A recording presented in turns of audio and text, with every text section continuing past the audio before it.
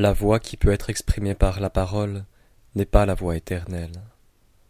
Le nom qui peut être nommé n'est pas le nom éternel. L'être sans nom est l'origine du ciel et de la terre. Avec un nom, il est la mère de toutes choses. C'est pourquoi, lorsqu'on est constamment exempt de passion, on voit son essence spirituelle. Lorsqu'on a constamment des passions, on le voit sous une forme bornée.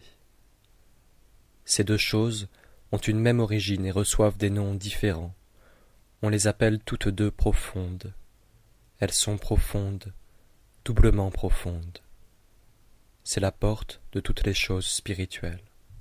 Dans le monde, lorsque tous les hommes ont su apprécier la beauté morale, alors la laideur du vice apparut. Lorsque tous les hommes ont su apprécier le bien, alors le mal apparut. C'est pourquoi l'être et le non-être naissent l'un de l'autre. Le difficile et le facile se produisent mutuellement. Le long et le court se donnent mutuellement leur forme. Le haut et le bas montrent mutuellement leur inégalité. Les tons et la voix s'accordent mutuellement.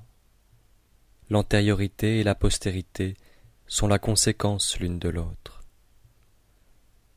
De là vient que le saint homme fait son occupation du non-agir.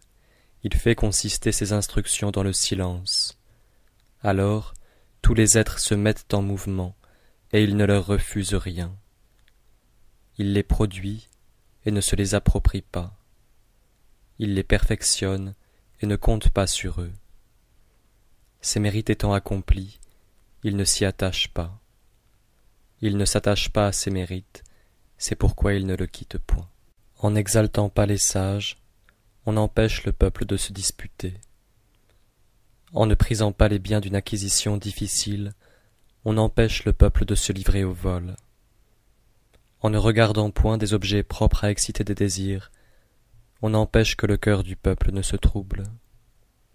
C'est pourquoi, lorsque le saint homme gouverne, il vide son cœur, il remplit son ventre, son intérieur, il affaiblit sa volonté, et il fortifie ses os. Il s'étudie constamment à rendre le peuple ignorant et exempt de désir. Il fait en sorte que ceux qui ont du savoir n'osent pas agir. Il pratique le non-agir, et alors il n'y a rien qui ne soit bien gouverné. Le Tao est vide. Si l'on en fait usage, il paraît inépuisable. Oh, qu'il est profond! Il semble le patriarche de tous les êtres. Il émousse sa subtilité, il se dégage de tout lien, il tempère sa splendeur, il s'assimile à la poussière. Oh, qu'il est pur, il semble subsister éternellement. J'ignore de qui il est fils, il semble avoir précédé le maître du ciel. Le ciel et la terre n'ont point d'affection particulière. Il regarde toutes les créatures comme le chien de paille du sacrifice. Le saint homme n'a point d'affection particulière. Il regarde tout le peuple comme le chien de paille du sacrifice. L'être qui est entre le ciel et la terre ressemble à un soufflet de forge qui est vide et ne s'épuise point, que l'on met en mouvement et qui produit de plus en plus de vent. Celui qui parle beaucoup du Tao est souvent réduit au silence. Il vaut mieux observer le milieu. L'esprit de la vallée ne meurt pas. On l'appelle la femelle mystérieuse. La porte de la femelle mystérieuse s'appelle la racine du ciel et de la terre. Il est éternel et semble exister matériellement. Si l'on en fait usage, on n'éprouve aucune fatigue. Le ciel et la terre ont une durée éternelle. S'ils peuvent avoir une durée éternelle, c'est parce qu'ils ne vivent pas pour eux seuls. C'est pourquoi ils peuvent avoir une durée éternelle. De là vient que le saint homme se met après les autres, et il devient le premier. Il se dégage de son corps, et son corps se conserve. N'est-ce pas qu'il n'a point d'intérêt privé? C'est pourquoi il peut réussir dans ses intérêts privés. L'homme d'une vertu supérieure est comme l'eau. L'eau excelle à faire du bien aux êtres et ne lutte point. Elle habite les lieux que déteste la foule. C'est pourquoi le sage approche du Tao. Il se plaît dans la situation la plus humble. Son cœur aime à être profond comme un abîme. S'il fait des largesses, il excelle à montrer de l'humanité. S'il parle, il excelle à pratiquer la vérité. S'il gouverne, il excelle à procurer la paix. S'il agit, il excelle à montrer sa capacité. S'il se meut, il excelle à se conformer au temps. Il ne lutte contre personne. C'est pourquoi il ne reçoit aucune marque de blâme. Il vaut mieux ne pas remplir un vase que de vouloir le maintenir lorsqu'il est plein. Si l'on aiguise une lame, bien qu'on l'explore avec la main, on ne pourra la conserver constamment tranchante. Si une salle est remplie d'or et de pierres précieuses, personne ne pourra les garder. Si l'on est comblé d'honneur et qu'on s'en enorgueillisse, on s'attirera des malheurs. Lorsqu'on a fait de grandes choses et obtenu de la réputation, il faut se retirer à l'écart. Telle est la voie du ciel. L'âme spirituelle doit commander à l'âme sensitive. Si l'homme conserve l'unité, elles pourront rester indissolubles. S'il dompte sa force vitale et la rend extrêmement souple, il pourra être comme un nouveau-né. S'il se délivre des lumières de l'intelligence, il pourra être exempt de toute infirmité morale. S'il chérit le peuple et procure la paix au royaume, il pourra pratiquer le non-agir. S'il laisse les portes du ciel s'ouvrir et se fermer, il pourra être comme la femelle, c'est-à-dire rester au repos. Si ces lumières pénètrent en tout lieu, il pourra paraître ignorant. Il produit les êtres et les nourrit. Il les produit et ne les regarde pas comme sa propriété. Il leur fait du bien et ne compte pas sur eux. Il règne sur eux et ne les traite pas en maîtres. C'est ce qu'on appelle posséder une vertu profonde. 30 raies se réunissent autour d'un moyeu. C'est de son vide que dépend l'usage du char. On pétrit de la terre glaise pour faire des vases. C'est de son vide que dépend l'usage des vases. On perce des portes et des fenêtres pour faire une maison. C'est de leur vide que dépend l'usage de la maison. C'est pourquoi l'utilité vient de l'être, l'usage naît du non-être. Les 5 couleurs émoussent la vue de l'homme. Les 5 notes de musique émoussent l'ouïe de l'homme. Les 5 saveurs émoussent le goût de l'homme. Les courses violentes, l'exercice de la chasse égarent le cœur de l'homme. Les biens d'une acquisition difficile poussent l'homme à des actes qui lui nuisent.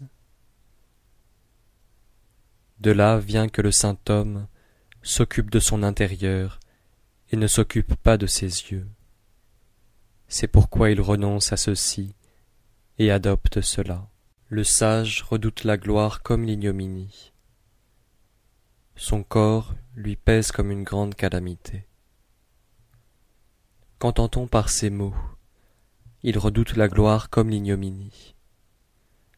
La gloire est quelque chose de bas. Lorsqu'on l'a obtenue, on est comme rempli de crainte. lorsqu'on l'a perdu, on est comme rempli de crainte. C'est pourquoi l'on dit, il redoute la gloire comme l'ignominie. Qu'entend-on par ces mots? Son corps lui pèse comme une grande calamité. Si nous éprouvons de grandes calamités, c'est parce que nous avons un corps. Quand nous n'avons plus de corps, quand nous nous sommes dégagés de notre corps, quelle calamité pourrions-nous éprouver? C'est pourquoi, lorsqu'un homme redoute de gouverner lui-même l'empire, on peut lui confier l'empire. Lorsqu'il a regret de gouverner l'empire, on peut lui remettre le soin de l'empire. Vous regardez le Tao et vous ne le voyez pas. On le dit incolore. Vous l'écoutez et vous ne l'entendez pas. On le dit aphone. Vous voulez le toucher et vous ne l'atteignez pas. On le dit incorporel. Ces trois qualités ne peuvent être scrutées à l'aide de la parole. C'est pourquoi on les confond en une seule. Sa partie supérieure n'est point éclairée. Sa partie inférieure n'est point obscure. Il est éternel et ne peut être nommé. Il rentre dans le non-être. On l'appelle une forme sans forme, une image sans image. On l'appelle vague, indéterminé. Si vous allez au-devant de lui, vous ne voyez point sa face. Si vous le suivez, vous ne voyez point son dos. C'est en observant le Tao des temps anciens qu'on peut gouverner les existences d'aujourd'hui. Si l'homme peut connaître l'origine des choses anciennes, on dit qu'il tient le fil du Tao. Dans l'Antiquité, ceux qui excellaient à pratiquer le Tao étaient déliés et subtils, abstraits et pénétrants.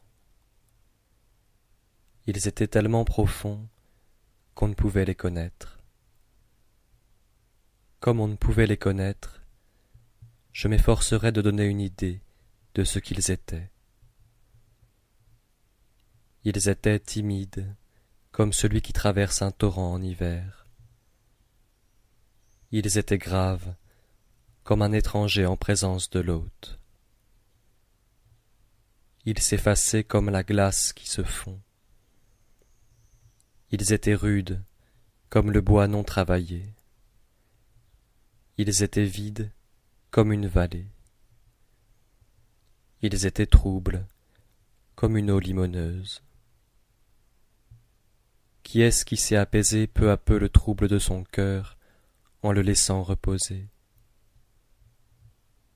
Qui est-ce qui sait naître peu à peu à la vie spirituelle par un calme prolongé? Celui qui conserve ce Tao ne désire pas d'être plein. Il n'est pas plein de lui-même, c'est pourquoi il garde ses défauts apparents et ne désire pas d'être jugé parfait. Celui qui est parvenu au comble du vide harde fermement le repos. Les 10 000 êtres naissent ensemble. Ensuite, je les vois s'en retourner.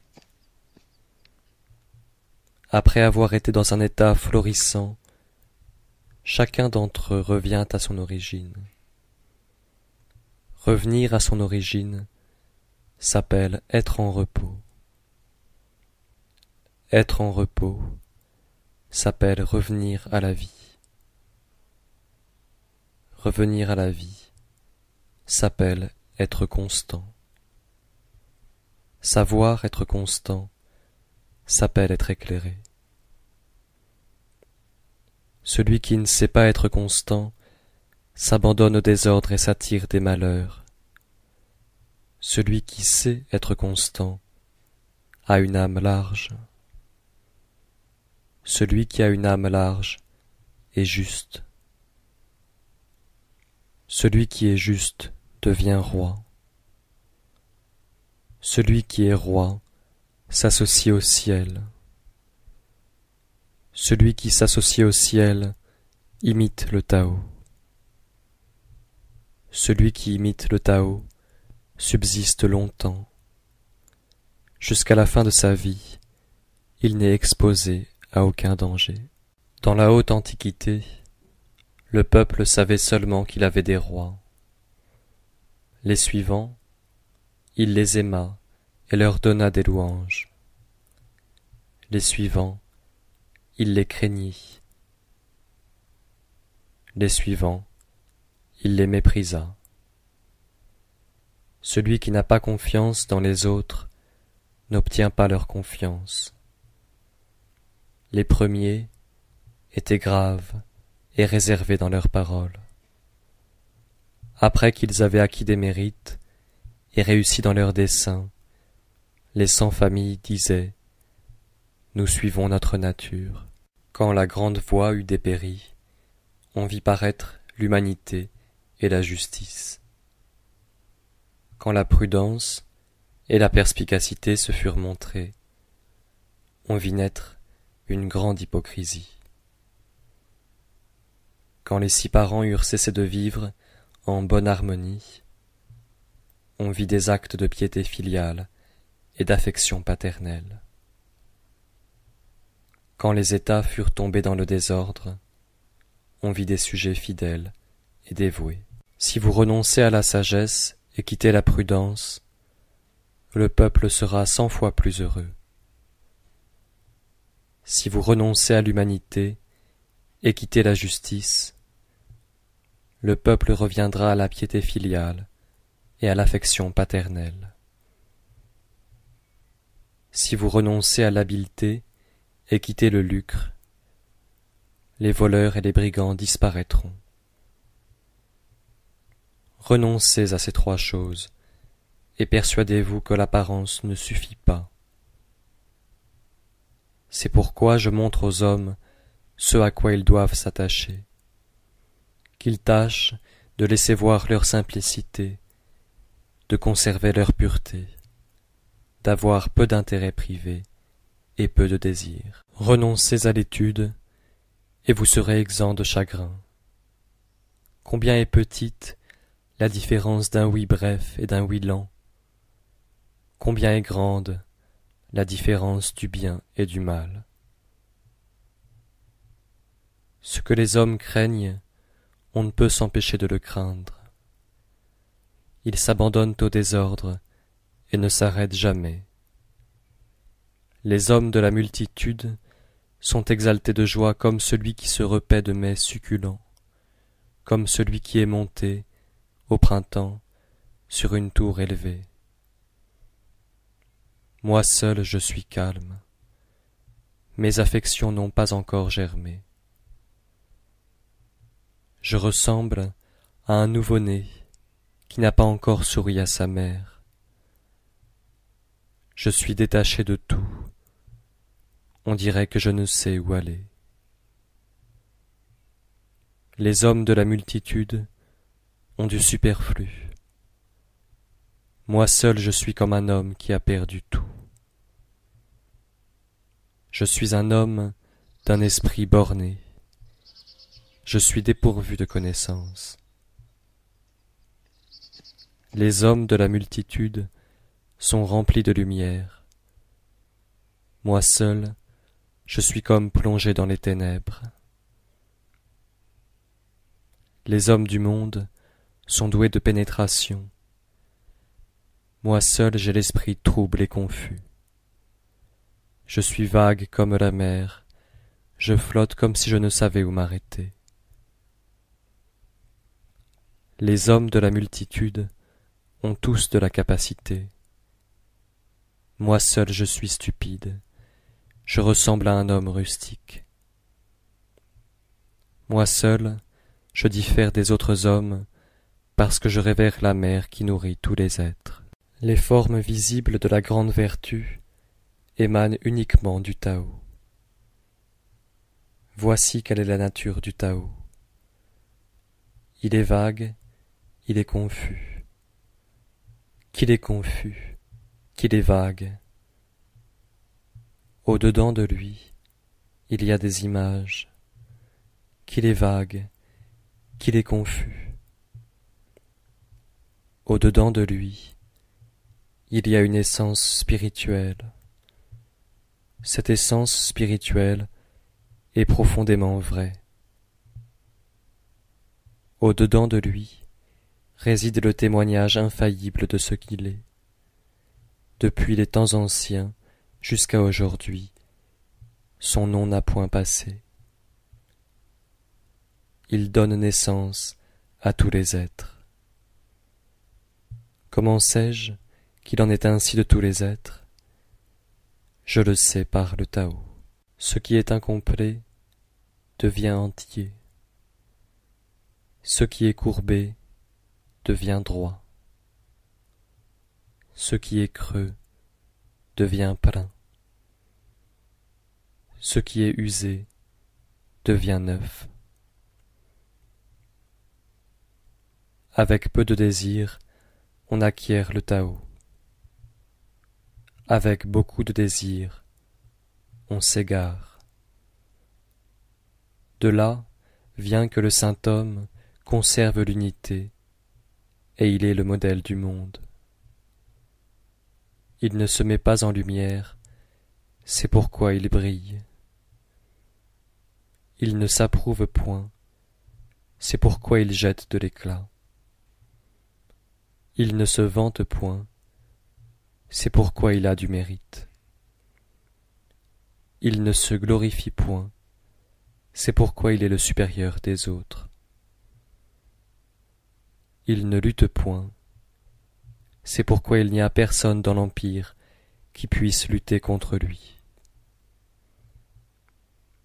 L'axiome des anciens, ce qui est incomplet devient entier, était-ce une expression vide de sens? Quand l'homme est devenu véritablement parfait, le monde vient se soumettre à lui. Celui qui ne parle pas arrive au non-agir. Un vent rapide ne dure pas toute la matinée. Une pluie violente ne dure pas tout le jour. Qui est-ce qui produit ces deux choses? Le ciel et la terre. Si le ciel et la terre même ne peuvent subsister longtemps, à plus forte raison l'homme. C'est pourquoi, si l'homme se livre au Tao, il s'identifie au Tao. S'il se livre à la vertu, il s'identifie à la vertu. S'il se livre au crime, il s'identifie au crime. Celui qui se dresse sur ses pieds ne peut se tenir droit. Celui qui étend les jambes ne peut marcher. Celui qui tient à ses vues n'est point éclairé. Celui qui s'approuve lui-même ne brille pas. Celui qui se vante n'a point de mérite. Celui qui se glorifie ne subsiste pas longtemps. Si l'on juge cette conduite selon le Tao, on la compare à un reste d'aliment ou à un goitre hideux qui inspirent aux hommes un constant dégoût. C'est pourquoi celui qui possède le Tao ne s'attache pas à cela. Il est un être confus qui existait avant le ciel et la terre. Oh, qu'il est calme! Oh, qu'il est immatériel! Il subsiste seul et ne change point. Il circule partout et ne périclite point. Il peut être regardé comme la mère de l'univers. Moi, je ne sais pas son nom. Pour lui donner un titre, je l'appelle Voix, Tao. En m'efforçant de lui faire un nom, je l'appelle Grand. De Grand, je l'appelle Fugace. De Fugace, je l'appelle Éloigné. D'éloigné, je l'appelle l'être qui revient. C'est pourquoi le Tao est grand, le ciel est grand, la terre est grande, le roi aussi est grand. Dans le monde, il y a 4 grandes choses, et le roi en est une. L'homme imite la terre imite le ciel imite le Tao imite sa nature. Le grave est la racine du léger, le calme est le maître du mouvement. De là vient que le saint homme marche tous les jours dans le Tao et ne s'écarte point de la quiétude et de la gravité. Quoiqu'il possède des palais magnifiques, il reste calme et les fuit. Mais hélas, les maîtres de 10 000 chars se conduisent légèrement dans l'empire. Par une conduite légère, on perd ses ministres. Par l'emportement des passions, on perd son trône. Celui qui sait marcher dans le Tao ne laisse pas de traces. Celui qui sait parler ne commet point de faute. Celui qui sait compter ne se sert point d'instrument de calcul.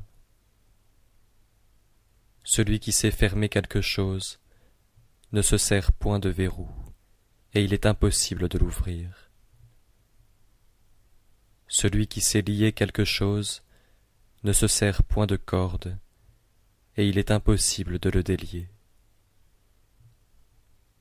De là vient que le saint excelle constamment à sauver les hommes.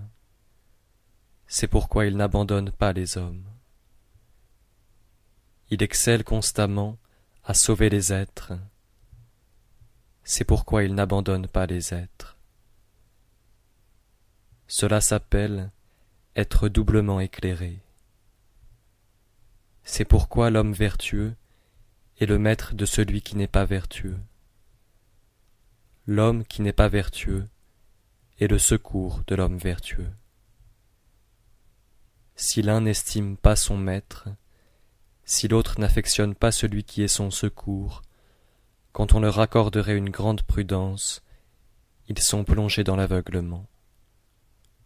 Voilà ce qu'il y a de plus important et de plus subtil.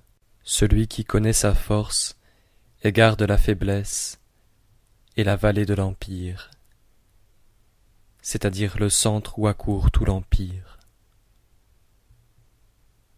S'il est la vallée de l'empire, la vertu constante ne l'abandonnera pas, il reviendra à l'état d'enfant.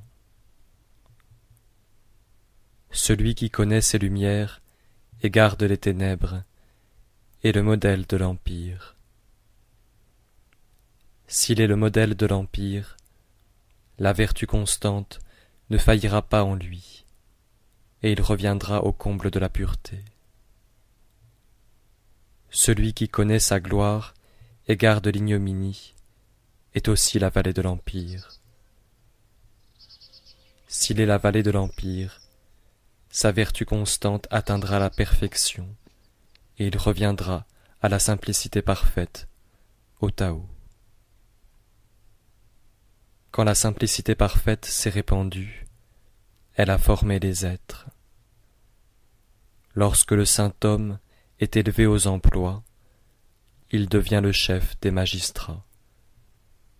Il gouverne grandement et ne blesse personne.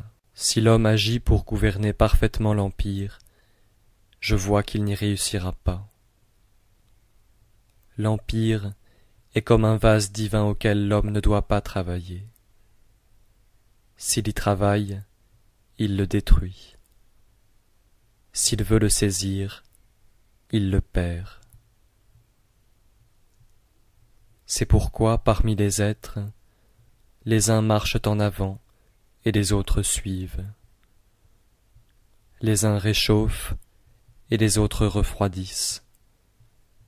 Les uns sont forts et les autres faibles.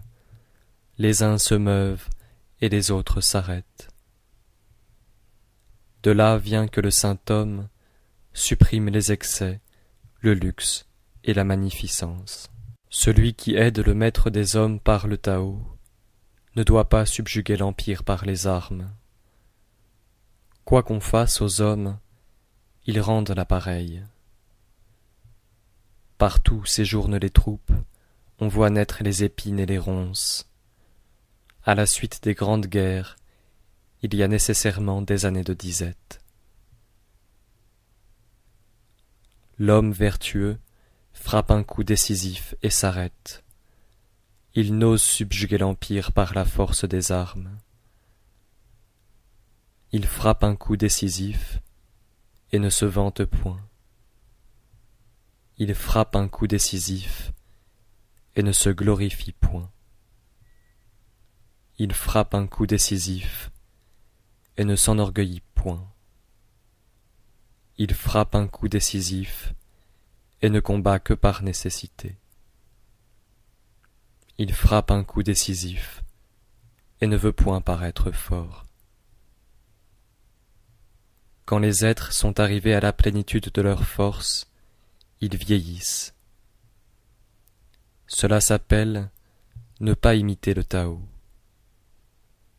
Celui qui n'imite pas le Tao ne tarde pas à périr. Les armes les plus excellentes sont des instruments de malheur. Tous les hommes les détestent. C'est pourquoi celui qui possède le Tao ne s'y attache pas. En temps de paix, le sage estime la gauche. Celui qui fait la guerre estime la droite. Les armes sont des instruments de malheur, ce ne sont point les instruments du sage.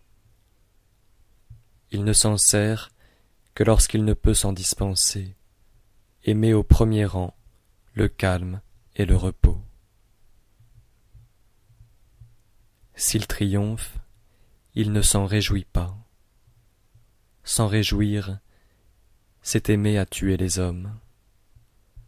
Celui qui aime à tuer les hommes ne peut réussir à régner sur l'empire. Dans les événements heureux, on préfère la gauche. Dans les événements malheureux, on préfère la droite. Le général en second occupe la gauche. Le général en chef occupe la droite. Je veux dire qu'on le place suivant les rites funèbres. Celui qui a tué une multitude d'hommes doit pleurer sur eux avec des larmes et des sanglots. Celui qui a vaincu dans un combat, on le place suivant les rites funèbres. Le Tao est éternel et n'a pas de nom. Quoiqu'il soit petit de sa nature, le monde entier ne pourrait le subjuguer. Si les vassaux et les rois peuvent le conserver, tous les êtres viendront spontanément se soumettre à eux. Le ciel et la terre s'uniront ensemble pour faire descendre une douce rosée, et les peuples se pacifieront d'eux-mêmes sans que personne le leur ordonne. Dès que le Tao se fut divisé, il eut un nom. Ce nom, une fois établi, il faut savoir se retenir. Celui qui sait se retenir ne périclite jamais. Le Tao est répandu dans l'univers. Tous les êtres retournent à lui, comme les rivières et les ruisseaux des montagnes retournent aux fleuves et aux mers. Celui qui connaît les hommes est prudent. Celui qui se connaît lui-même est éclairé. Celui qui dompte les hommes est puissant. Celui qui se dompte lui-même est fort. Celui qui sait se suffire est assez riche.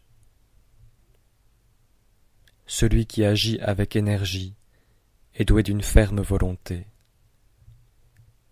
Celui qui ne s'écarte point de sa nature subsiste longtemps.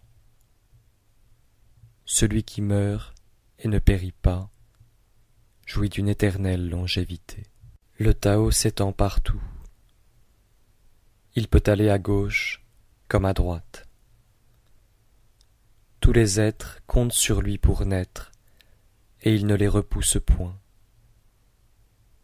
Quand ses mérites sont accomplis, il ne se les attribue point. Il aime et nourrit tous les êtres, et ne se regarde pas comme leur maître. Il est constamment sans désir. On peut l'appeler petit. Tous les êtres se soumettent à lui, et il ne se regarde pas comme leur maître. On peut l'appeler grand. De là vient que jusqu'à la fin de sa vie, le saint homme ne s'estime pas grand. C'est pourquoi il peut accomplir de grandes choses. Le saint garde la grande image, le Tao, et tous les peuples de l'Empire accourent à lui. Ils accourent, et il ne leur fait point de mal. Il leur procure la paix, le calme et la quiétude. La musique et les mets exquis retiennent l'étranger qui passe. Mais lorsque le Tao sort de notre bouche, il est fade et sans saveur. On le regarde, et l'on ne peut le voir. On l'écoute, et l'on ne peut l'entendre. On l'emploie, et l'on ne peut l'épuiser. Lorsqu'une créature est sur le point de se contracter, on reconnaît avec certitude que dans l'origine, elle a eu de l'expansion. Est-elle sur le point de s'affaiblir? On reconnaît avec certitude que dans l'origine, elle a eu de la force. Est-elle sur le point de dépérir? On reconnaît avec certitude que dans l'origine, elle a eu de la splendeur. Est-elle sur le point d'être dépouillée de tout? On reconnaît avec certitude que dans l'origine, elle a été comblée de dons. Cela s'appelle une doctrine à la fois cachée et éclatante. Ce qui est mou triomphe de ce qui est dur. Ce qui est faible triomphe de ce qui est fort. Le poisson ne doit point quitter les abîmes. L'art macéré du royaume ne doit pas être montré au peuple. Le Tao pratique constamment le non-agir, et pourtant, il n'y a rien qu'il ne fasse. Si les rois et les vassaux peuvent le conserver, tous les êtres se convertiront. Si une fois convertis, ils veulent encore se mettre en mouvement, je les contiendrai à l'aide de l'être simple qui n'a pas de nom, le Tao. L'être simple qui n'a pas de nom, il ne faut pas même le désirer. L'absence de désir procure la quiétude. Alors, l'empire se rectifie de lui-même. Les hommes d'une vertu supérieure ignorent leur vertu. C'est pourquoi ils ont de la vertu. Les hommes d'une vertu inférieure n'oublient pas leur vertu. C'est pourquoi ils n'ont pas de vertu. Les hommes d'une vertu supérieure la pratiquent sans y songer. Les hommes d'une vertu inférieure la pratiquent avec intention. Les hommes d'une humanité supérieure la pratiquent sans y songer. Les hommes d'une équité supérieure la pratiquent avec intention. Les hommes d'une urbanité supérieure la pratiquent et personne n'y répond. Alors ils emploient la violence pour qu'on les paye de retour. C'est pourquoi l'on a de la vertu après avoir perdu le Tao, de l'humanité après avoir perdu la vertu. de l'équité après avoir perdu l'humanité, de l'urbanité après avoir perdu l'équité. L'urbanité n'est que l'écorce de la droiture et de la sincérité. C'est la source du désordre. Le faux savoir n'est que la fleur du Tao et le principe de l'ignorance. C'est pourquoi un grand homme s'attache au solide et laisse le superficiel. Il estime le fruit et laisse la fleur. C'est pourquoi il rejette l'une et adopte l'autre. Voici les choses qui, jadis, ont obtenu l'unité. Le ciel est pur parce qu'il a obtenu l'unité. La terre est en repos parce qu'elle a obtenu l'unité. Les esprits sont doués d'une intelligence divine parce qu'ils ont obtenu l'unité. Les vallées se remplissent parce qu'elles ont obtenu l'unité. Les 10 000 êtres naissent parce qu'ils ont obtenu l'unité. Les princes et rois sont les modèles du monde parce qu'ils ont obtenu l'unité. Voilà ce que l'unité produit. Si le ciel perdait sa pureté, il se dissoudrait.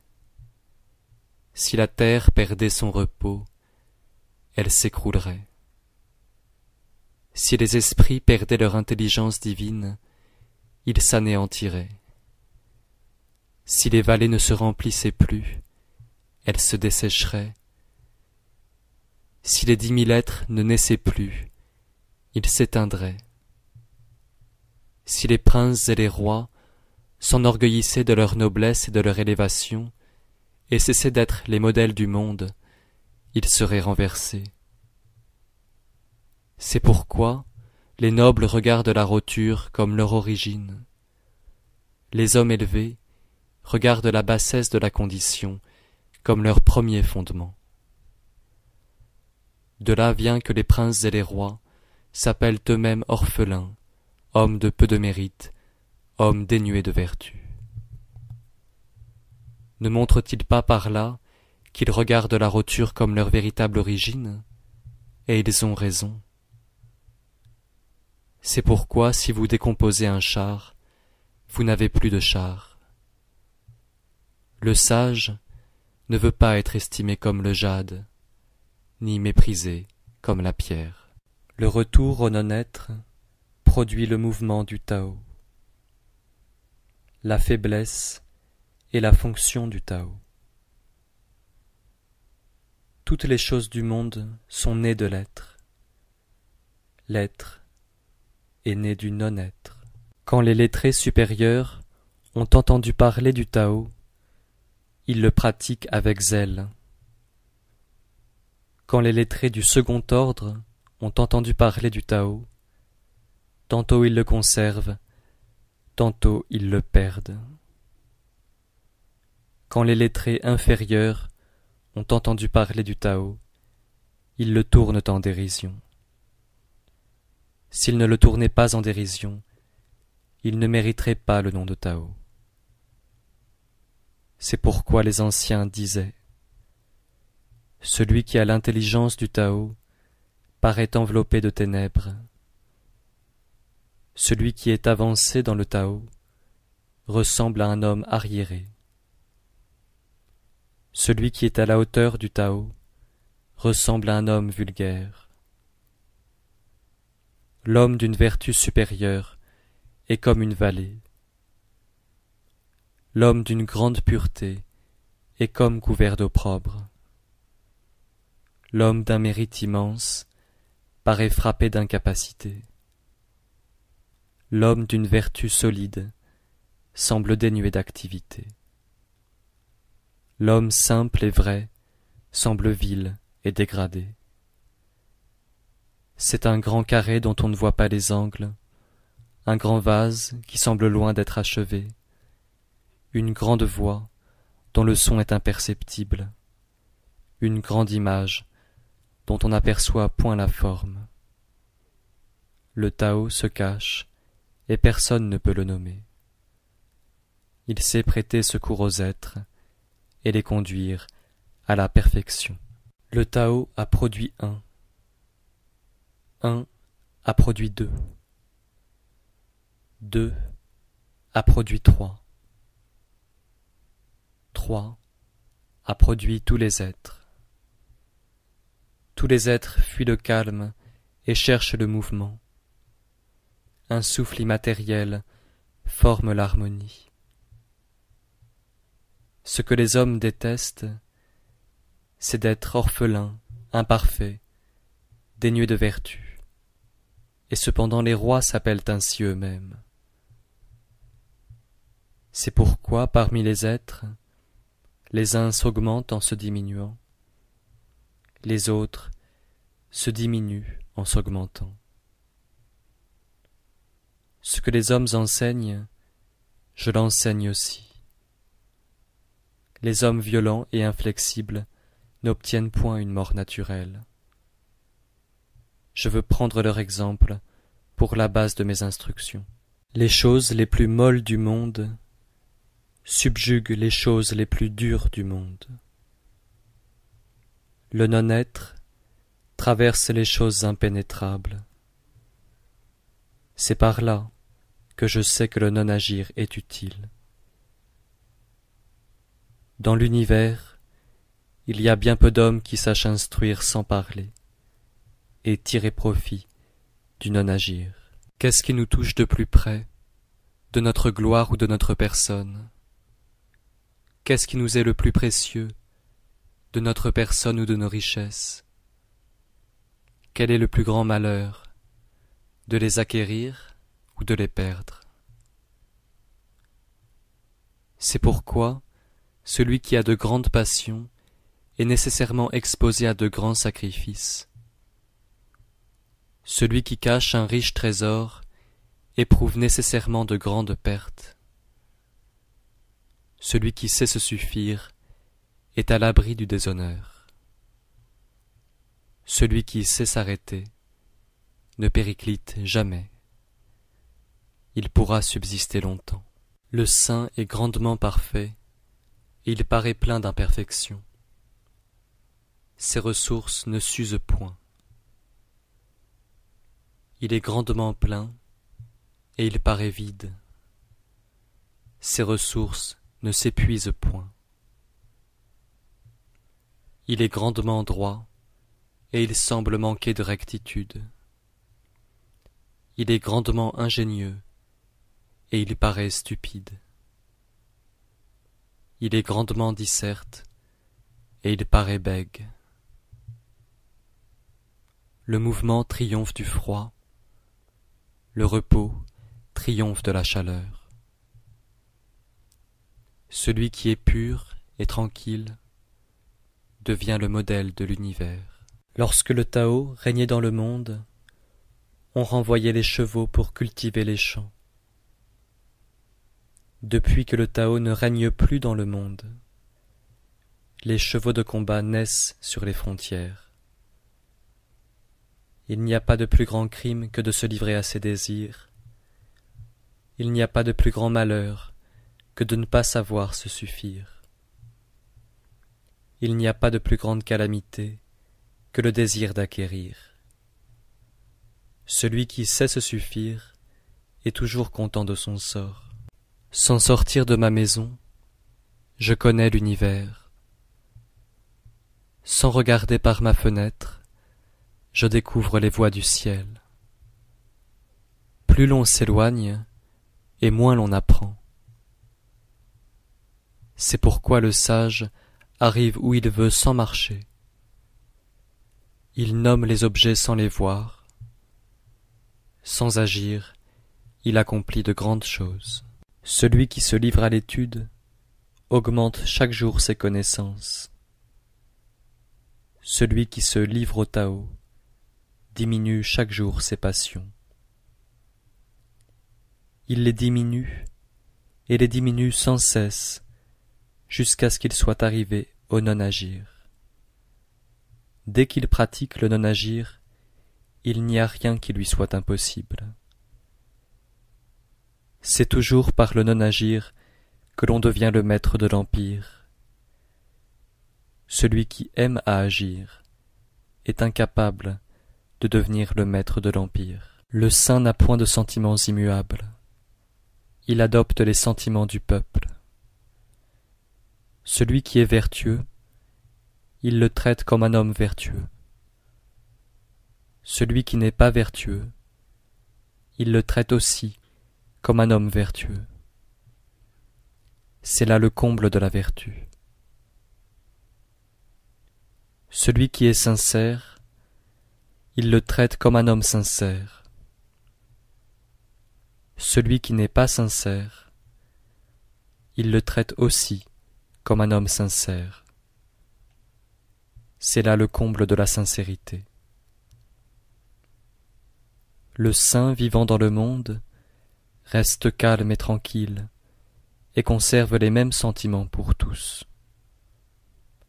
Les sans famille attachent sur lui leurs oreilles et leurs yeux. Le saint regarde le peuple comme un enfant. L'homme sort de la vie pour entrer dans la mort.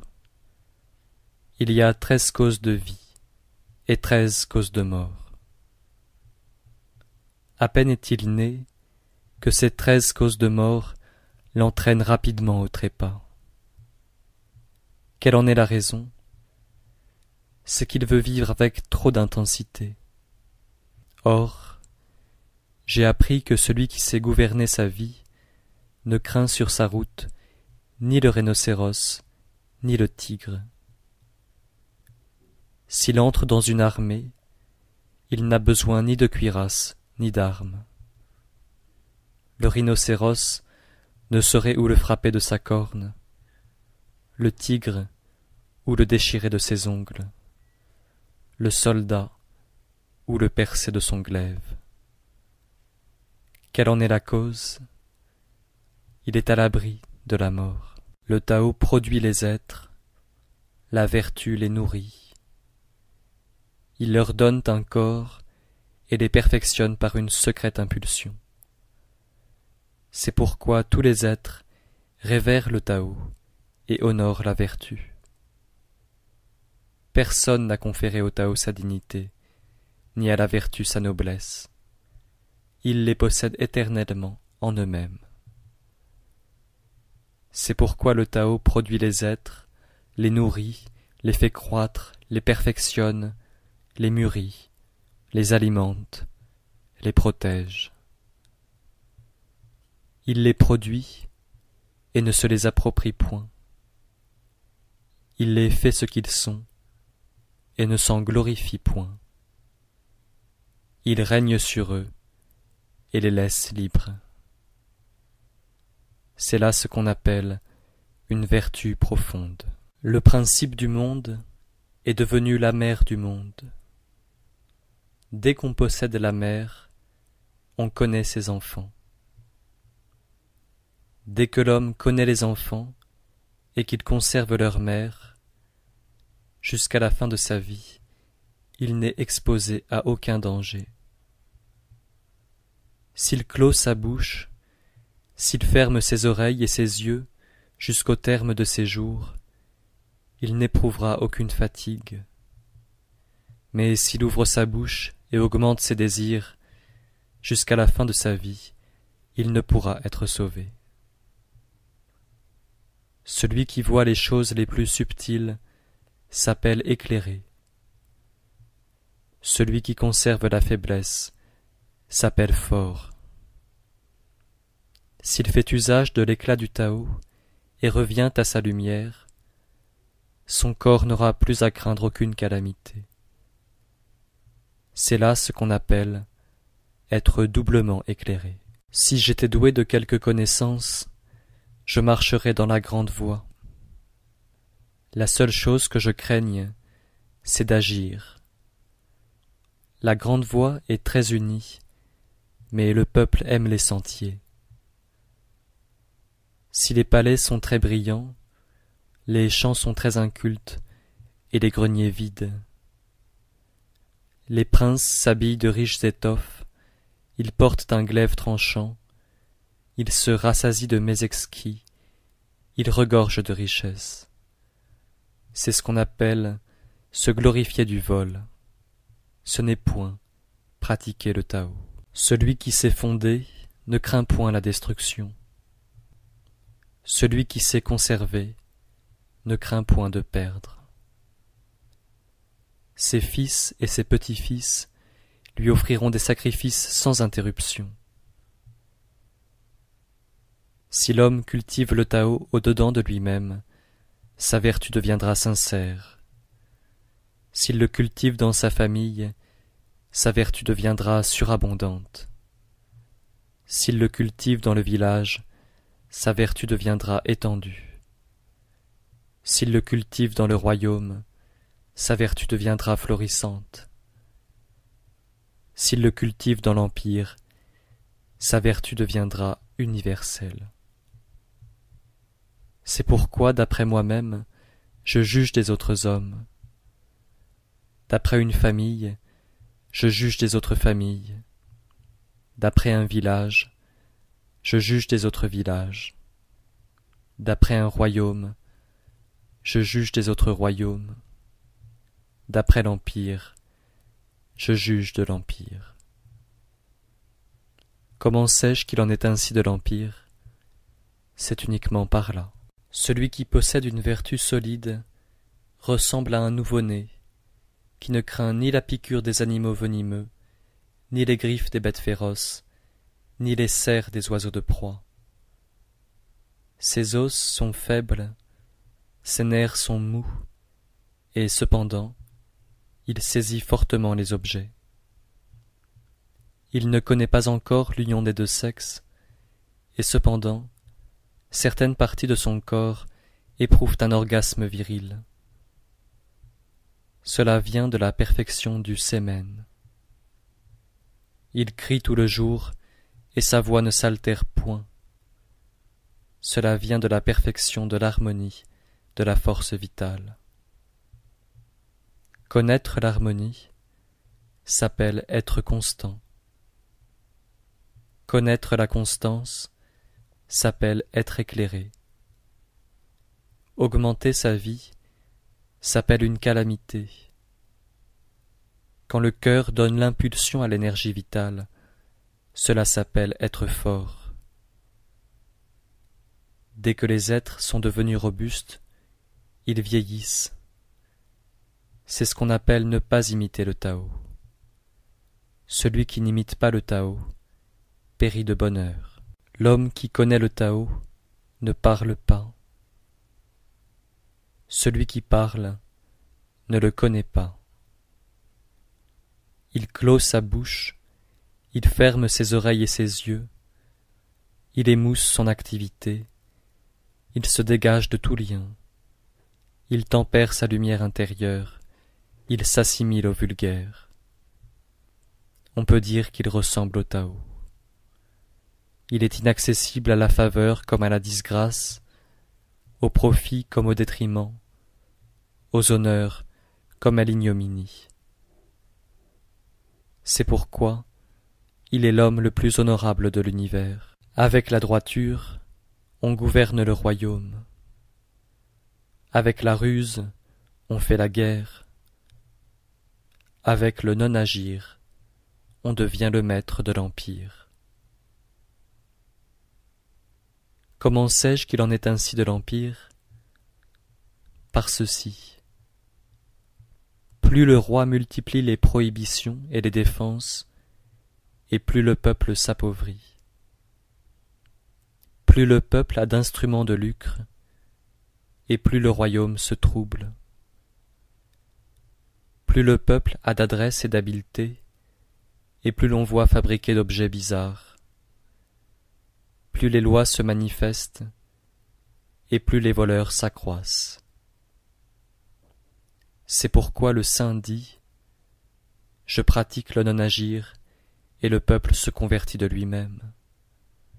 J'aime la quiétude, et le peuple se rectifie de lui-même. Je m'abstiens de toute occupation, et le peuple s'enrichit de lui-même. je me dégage de tout désir, et le peuple revient de lui-même à la simplicité.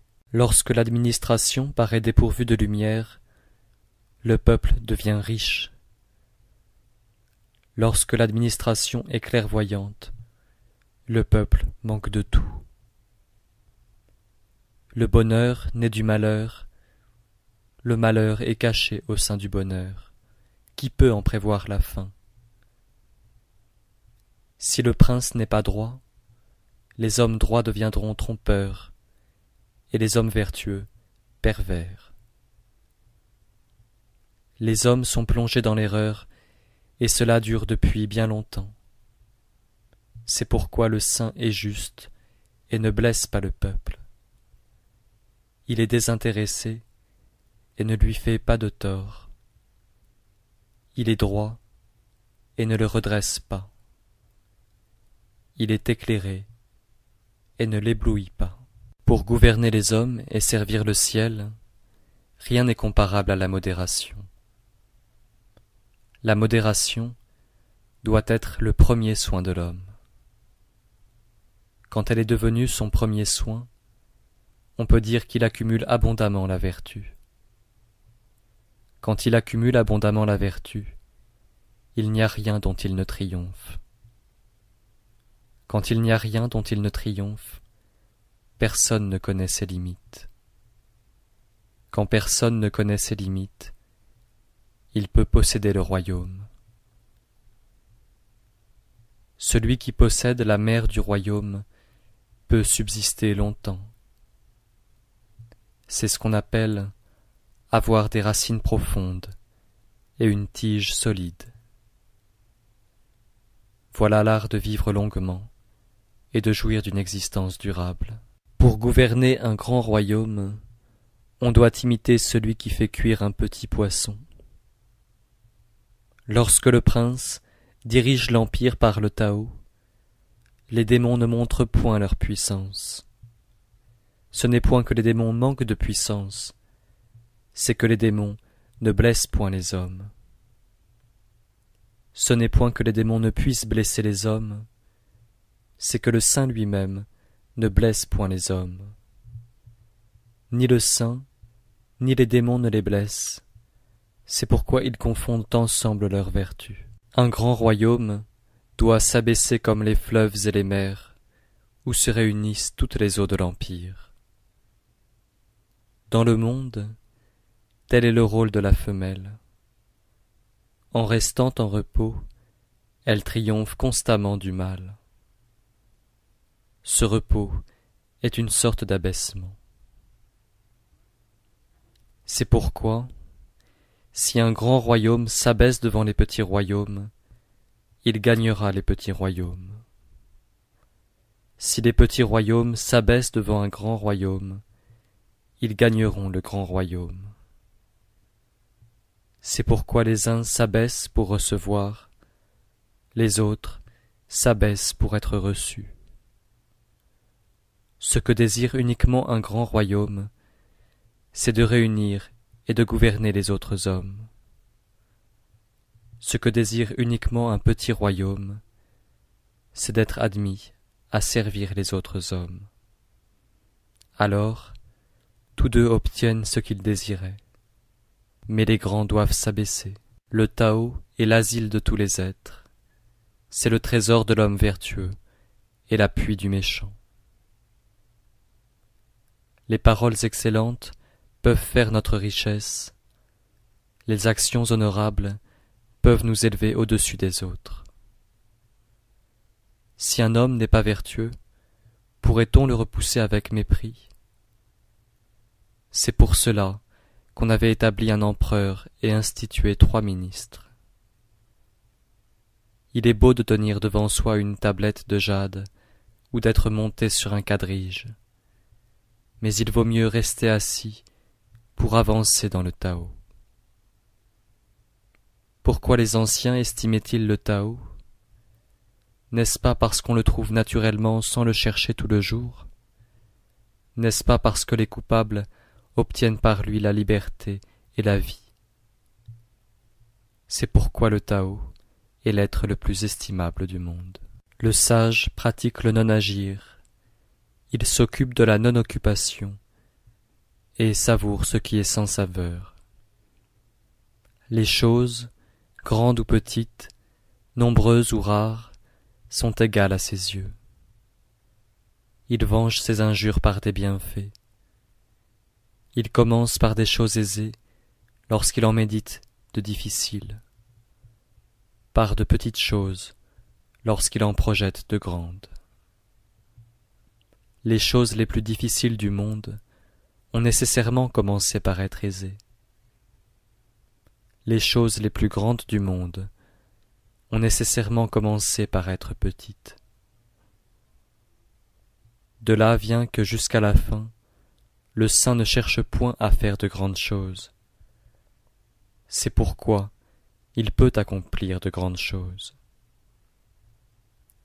Celui qui promet à la légère tient rarement sa parole.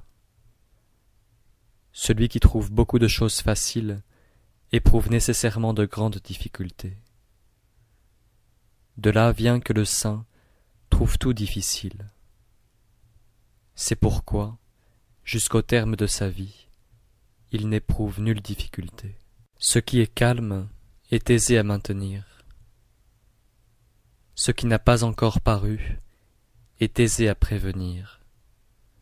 Ce qui est faible est aisé à briser.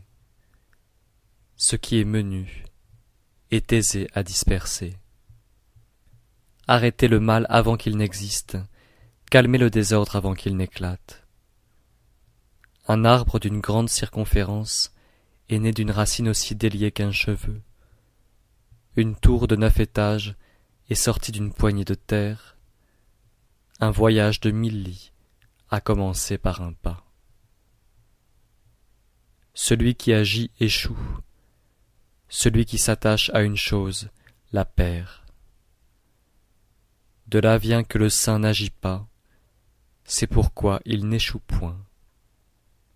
Il ne s'attache à rien, c'est pourquoi il ne perd point. Lorsque le peuple fait une chose, il échoue toujours au moment de réussir. Soyez attentifs, à la fin comme au commencement, et alors vous n'échouerez jamais. De là vient que le saint fait consister ses désirs dans l'absence de tout désir.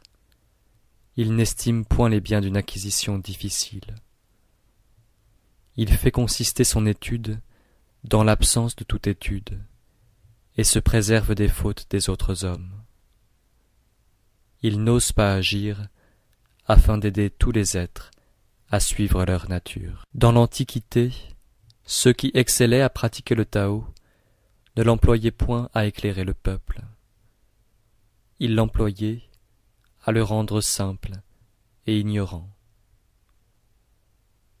Le peuple est difficile à gouverner parce qu'il a trop de prudence. Celui qui se sert de la prudence pour gouverner le royaume est le fléau du royaume. Celui qui ne se sert pas de la prudence pour gouverner le royaume fait le bonheur du royaume.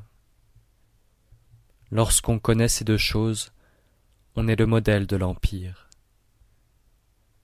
Savoir être le modèle de l'Empire, c'est être doué d'une vertu céleste.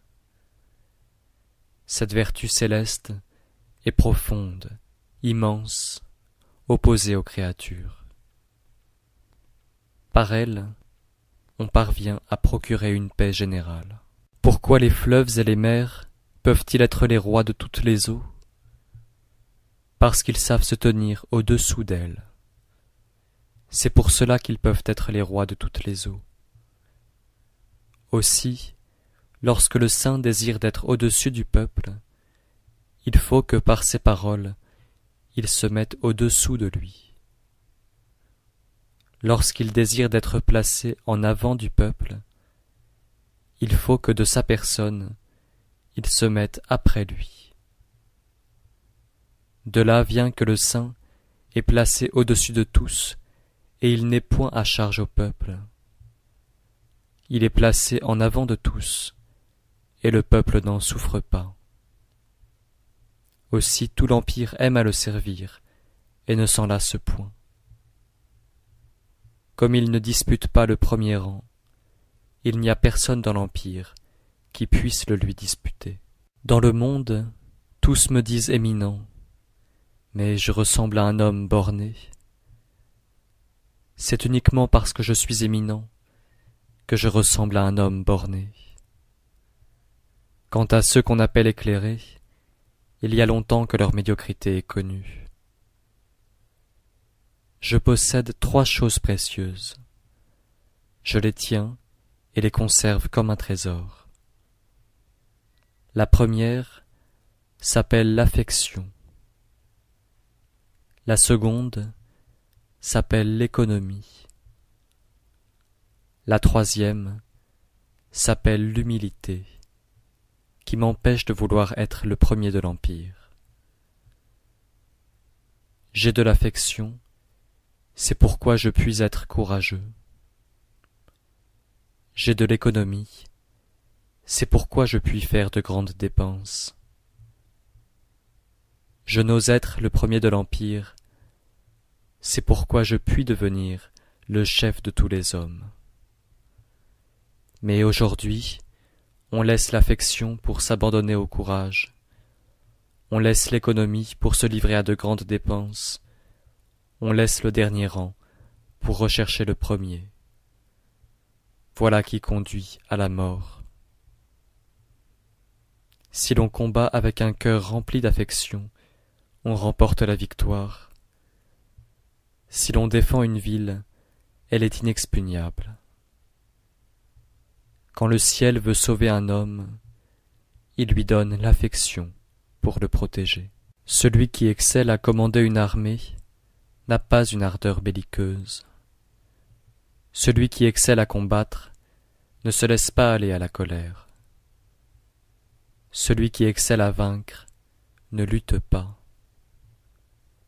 Celui qui excelle à emporter les hommes se met au-dessous d'eux. C'est là ce qu'on appelle posséder la vertu qui consiste à ne point lutter. C'est ce qu'on appelle savoir se servir des forces des hommes. C'est ce qu'on appelle s'unir au ciel. Telle était la science sublime des anciens. Mes paroles sont très faciles à comprendre, très faciles à pratiquer.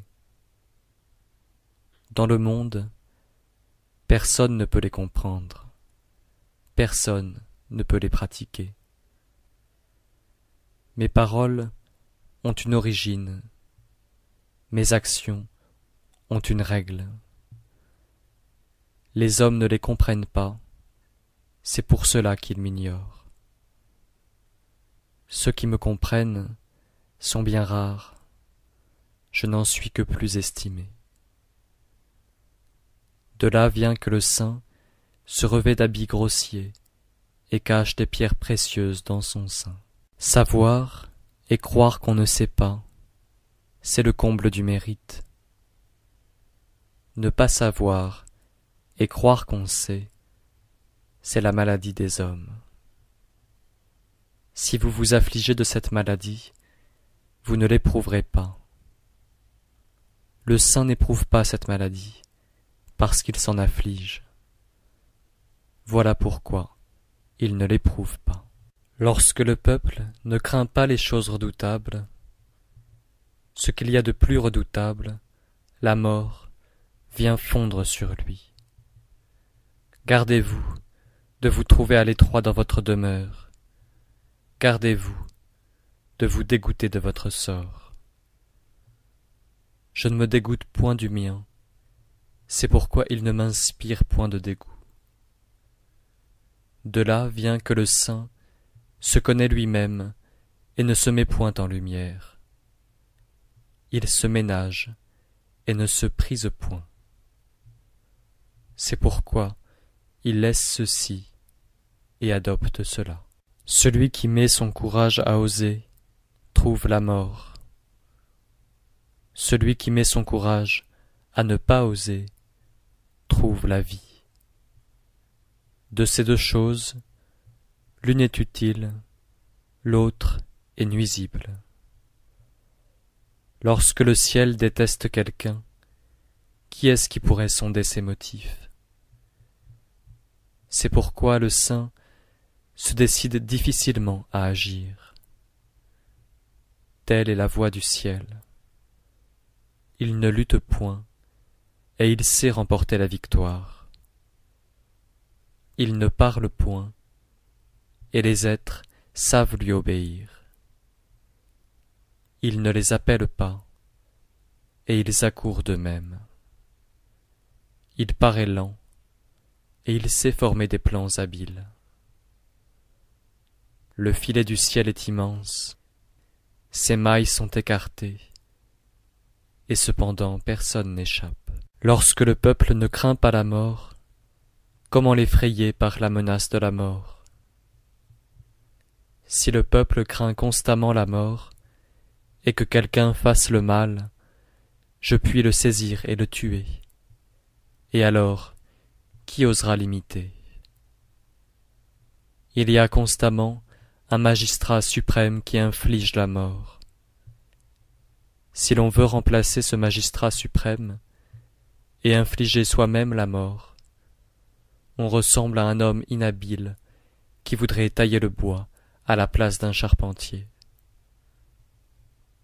Lorsqu'on veut tailler le bois à la place d'un charpentier, il est rare qu'on ne se blesse pas les mains. Le peuple a faim parce que le prince dévore une quantité d'impôts.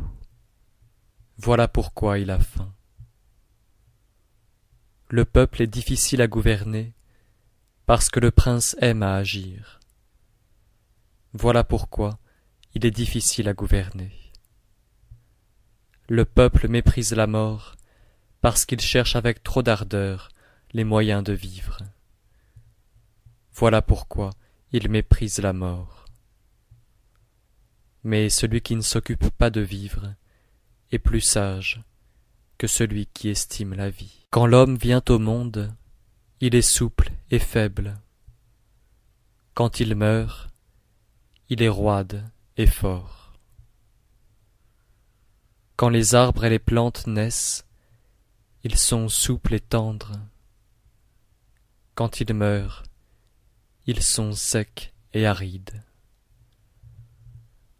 La roideur et la force sont les compagnes de la mort. La souplesse et la faiblesse sont les compagnes de la vie. C'est pourquoi, lorsqu'une armée est forte, elle ne remporte pas la victoire. Lorsqu'un arbre est devenu fort, on l'abat. Ce qui est fort et grand occupe le rang inférieur. Ce qui est souple et faible occupe le rang supérieur. La voie du ciel est comme l'ouvrier en arc, qui abaisse ce qui est élevé et élève ce qui est bas, qui ôte le superflu et supplée à ce qui manque. Le ciel ôte à ceux qui ont du superflu pour aider ceux qui n'ont pas assez. Il n'en est pas ainsi de l'homme. Il ôte à ceux qui n'ont pas assez pour donner à ceux qui ont du superflu. Quel est celui qui est capable de donner son superflu aux hommes de l'Empire? Celui-là seul qui possède le Tao. C'est pourquoi le saint fait le bien et ne s'en prévaut point. Il accomplit de grandes choses et ne s'y attache point. Il ne veut pas laisser voir sa sagesse. Parmi toutes les choses du monde, il n'en est point de plus molle et de plus faible que l'eau. Et cependant, pour briser ce qui est dur et fort, rien ne peut l'emporter sur elle. Pour cela, rien ne peut remplacer l'eau. Ce qui est faible triomphe de ce qui est fort. Ce qui est mou triomphe de ce qui est dur. Dans le monde, il n'y a personne qui ne connaisse cette vérité, mais personne ne peut la mettre en pratique. C'est pourquoi le saint dit : Celui qui supporte les opprobres du royaume devient chef du royaume.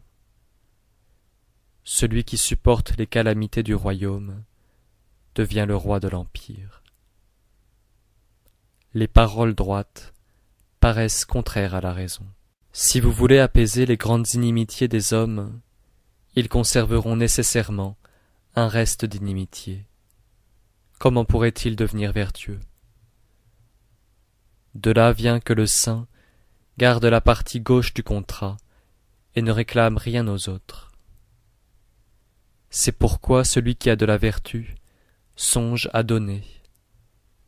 Celui qui est sans vertu songe à demander. Le ciel n'affectionne personne en particulier. Il donne constamment aux hommes vertueux. Si je gouvernais un petit royaume et un peuple peu nombreux, n'eût-il des armes que pour 10 ou 100 hommes, je l'empêcherais de s'en servir. J'apprendrais au peuple à craindre la mort et à ne pas émigrer au loin. Quand il aurait des bateaux et des chars, il n'y monterait pas.